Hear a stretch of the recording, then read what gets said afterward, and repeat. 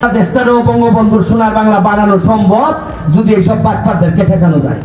যে বঙ্গবন্ধুর আদর্শ খালি মুখে মুখে না, তোমার হৃদয়ে থাকতে হবে, রক্তে থাকতে হবে।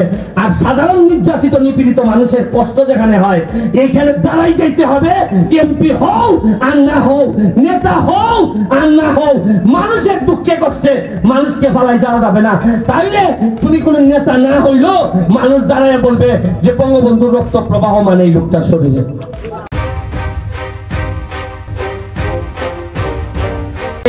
মৃত্যুঙ্গা চা বাগান, আমাদের লালচান চা বাগান, নোয়াপাড়া চা বাগান, এই চা বাগানের শ্রমিক মালিক কর্তৃক শ্রমিকদেরও বেতন হচ্ছে না, স্টাফদেরও বেতন হচ্ছে না। তবে আমি শুনলাম যে ওই বাগানের মালিকরা আসা যাওয়ার সময় নাকি হেলিকপ্টার ব্যবহার করেন। তবে আমি আপনাদের মালিকদেরকে বলে দিতে চাই, ওই বাগানের মালিকদেরকে, আগের এমপি নাই এখন ব্যারিস্টার সুমন, বেতন না দিয়ে যদি হেলিকপ্টারে আসেন তে আপনি যাইতে পারবেন, হেলিকপ্টার আর যাবে না এলাকা থেকে। আমাদের কাছ থেকে কিনে নেয় 100 টাকা। আরে আমাদের দালালরা সিন্ডিকেটরা 1 কেজি চার দাম হইল গিয়ে রাখে 400 টাকা। এরা তো 300 টাকা প্রতি কেজিতে লাভ। আর মরছে আমার শ্রমিক আর মালিকরা। মালিকদেরকে বাঁচানোর জন্য মহান জাতীয় সংসদে জানি যে মালিকরা না বাঁচলে শ্রমিকরা বাঁচবে না। মালিকরা 100 টাকা কেজি যদি চা বিক্রি করে আর 100 টাকায় 1 কেজি চাতে যদি 200 টাকা খরচ পড়ে, প্রতি কেজিতে যদি 100 টাকা লস হয়, তাইলে কি এই মালিক টিকবে? আর মালিক না টিকলে কি শ্রমিককে কোনো টাকা দিতে পারবে?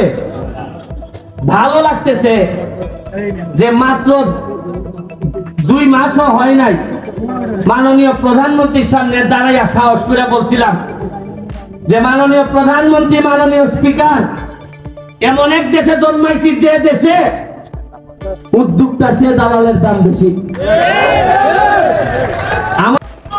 আরে ঘোষণা তো দিছি সম্পদ বানাবো না, ঘোষণা দিছি যে আজকে সিএনজি মালিকদেরকে, শ্রমিকদেরকে আজকে আপনাদের আগে এদের জন্য প্রোগ্রাম করে আসছি।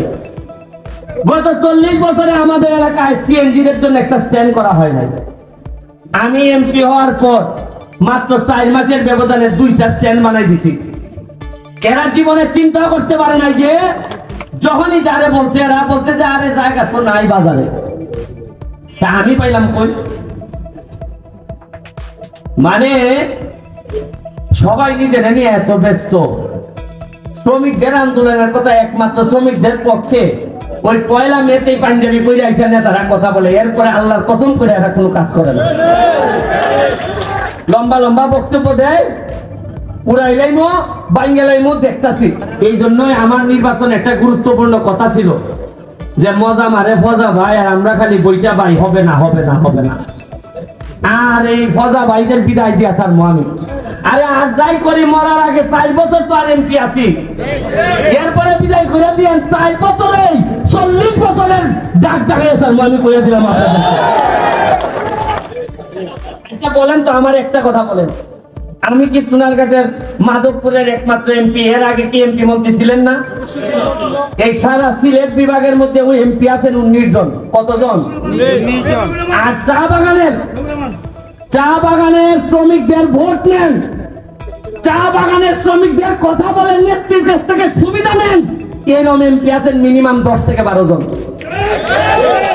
কেন? চা বাগানের মানুষের ভোট নিছেন। আর একবার আমার চেয়ে বড় বড় পদবীধারী এমপি মন্ত্রীরা ছিলেন, আছেন সিলেট বিভাগের, আছেন চট্টগ্রাম বিভাগের। একবার কি দাঁড়াইয়া প্রধানমন্ত্রীর সামনে বলতে পারেন নাই যে চা বাগানের লক্ষ মানুষের ভোট নিছে? একটা মিনিটের জন্য দাঁড়াইয়া বলতে পারেন নাই যে আমাদের শ্রমিক মালিকরা মরে যাচ্ছে, চা বাগান ধ্বংস হচ্ছে, ধ্বংস থেকে বাঁচান মাননীয় প্রধানমন্ত্রী। কথায় বঙ্গবন্ধুর আদর্শের সৈনিক, তোমার খাম কিতা তুমি বঙ্গবন্ধুরে সম্মানিত করবা, তুমি জননেত্রী শেখ হাসিনার হাতকে শক্তিশালী করবা। কেমনে? মুখে মুখে আরাঞ্জার করে টেহানি জায়গা, এগুলা হবে না। আমি মাননীয় প্রধানমন্ত্রীর সামনে, দেখুন আমি তো ইগলের এমপি, আমার সৌভাগ্য হয় না আমি এমপি হব নৌকা দিয়া। তারপরে মাননীয় প্রধানমন্ত্রী এই পর্যন্ত সংসদে দাঁড়াইয়া আমি যতগুলা কথা বলছি, আমি এখানে সবার সামনে বলতে পারি না, যতগুলা কথা বলছি আমি, জননেত্রী শেখ হাসিনা কিছু কিছু কথায় আমার দিকে তাকান নাই, নিচের দিকে তাকাইছিলেন, কিন্তু সবগুলা কাজের কথার ব্যাপারে উনি অ্যাকশন নিছেন। কেন আমার বলতে হইলো কেন? কেন এই বছরগুলা গেল কই আপনাদের জীবনে? এই যে আজকে যে আমি দাঁড়াইছি, মনে করেন এই খবর দেওয়ানজির মালিকের কাছে যাবে না? দেওয়ানজির মালিক এরা ফোন করে কইব যে এ কিন্তু সেটছেরে বউ, কিটা কইব এ সেটছে টাকা লাইন দিলাও কিছু। আপনি কি মনে করেন কইতো না? এমনও কইতে পারে এ কিন্তু পাগলা আছে, কুম্বালা কিটা করে ঠিক নাই। মানুষের জীবনে সব মানুষ হইলে কিছু পাগল হওয়ার লাগে না, এইটা ঠিক করন যায় না। কিছু আধা পাগল না হইলে এমন ভাবে বাটপার হলাইতো নি, তারে ঠিক করতে গেলে আমার মতো কিছু আধা পাগল লাগবো এখন দেশের মধ্যে।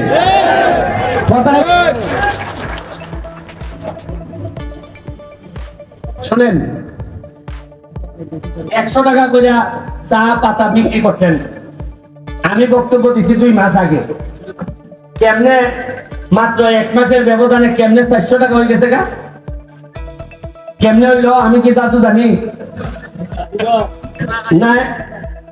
খেটাই জাদু করছে, 15 বছর ধরে হইলো না। আমি বক্তব্য দিলাম সংসদে, আমি কইছি যে খামড়াই দিমু কিন্তু তোমরা। আমি যে তার আগে তদবির করি, আমার এলাকা খাম দেও, আমার এলাকা উন্নয়নের বরাদ্দ দেও, যারে আমি ফোন করে হই ওই বাইরে আমার এলাকার বরাদ্দ দেও, আমি নিজে টেহা বানাইতাম না, আমি কোনো দুর্নীতি করি না, তবে ও তো তার বড় যদি বরাদ্দ না দেও তে খামড়াই দিব। আমার আবার খামড়ালির অভ্যাস আছে। সৎ লোকের যদি একটা দাঁত হই না দেখাতে খের শত্রু, আরে সৎ লোকের খামর যদি ঠিক মতো না বয়তে খের শত্রু। অসৎ লোকের দাঁতের যন্ত্রণায় তো বাঁচি না। যে বঙ্গবন্ধুর আদর্শ খালি মুখে মুখে না, তোমার হৃদয়ে থাকতে হবে, রক্তে থাকতে হবে। আর সাধারণ নির্যাতিত নিপীড়িত মানুষের কষ্ট যেখানে হয়, এইখানে দাঁড়াই যাইতে হবে। এমপি হও আর না হও, নেতা হও আর না হও, মানুষের দুঃখে কষ্টে মানুষকে ফালাই যাওয়া যাবে না। তাইলে তুমি কোনো নেতা না হইলো মানুষ দাঁড়ায় বলবে যে বঙ্গবন্ধুর রক্ত প্রবাহ মানে এই লোকটার শরীরে। শোনেন, এই 1 মাসের ব্যবধানে যদি অত টাকা বাড়তে পারে, তাহলে এর মানে বাড়ানি সম্ভব আছে? যদি বুঝতাম আমি অত কথা কইবার পরে 1 টাকা বাড়ছে না, সে বোঝা গেলে এরা নাই। এর মানে হইল গিয়া বাংলাদেশটারও বঙ্গবন্ধুর সোনার বাংলা বানানো সম্ভব যদি এইসব বাটপারদেরকে ঠেকানো যায়। আমি নেত্রীরা বলি নাই সিন্ডিকেটের কথা, বলছি যে নেত্রী আমাদেরকে ওই বলেন যে আপনি চা বাগান বন্ধ করে দিবেন, আমি চা বাগানের শ্রমিক ভাই বোনদেরকে বলবো তোমরা অন্য ব্যবসা দেখো, আর নাইলে আপনি চার দাম বাড়ান যাতে চা শ্রমিকরা বেঁচে থাকে। আপনি চিন্তা করতে পারেন, এইবার চা বাগান যদি না বাঁচে, কর্মচারীও বাঁচবে না, শ্রমিকও বাঁচবে না।